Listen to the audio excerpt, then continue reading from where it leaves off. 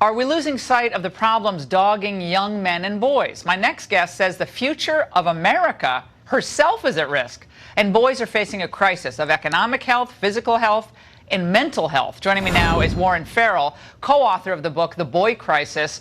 Warren, what's the cause of these series of problems that boys are facing?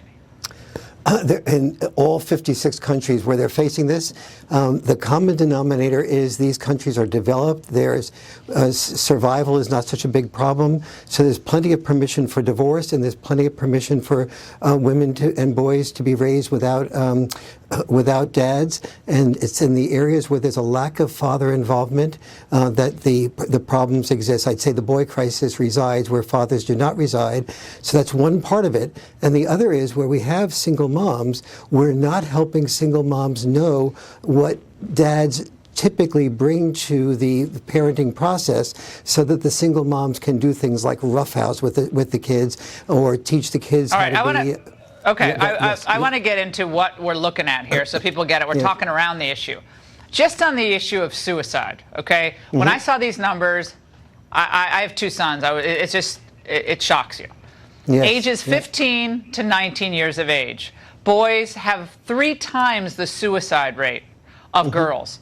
They have 4.5 times the suicide rate of girls between the ages of 20 and 24. So 3 times the rate and 4.5 times the rate for those 2 age groups. That's just one of the issues we have. We have dropout rate higher.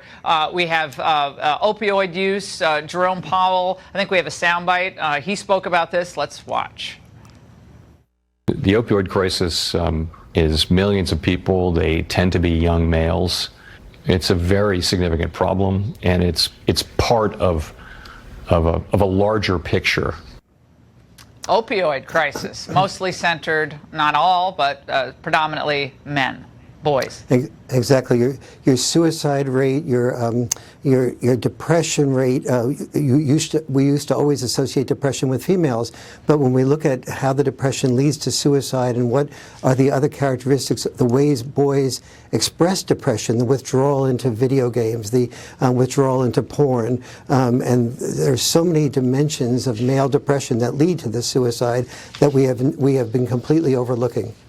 Dr. Farrell wants the president, hopes that the president would appoint a White House Council on Boys and Men to make the boy crisis a national priority. I'm not usually one for promoting new commissions or studies, but in this case, I think it's long overdue. Dr. Farrell, thank you so much.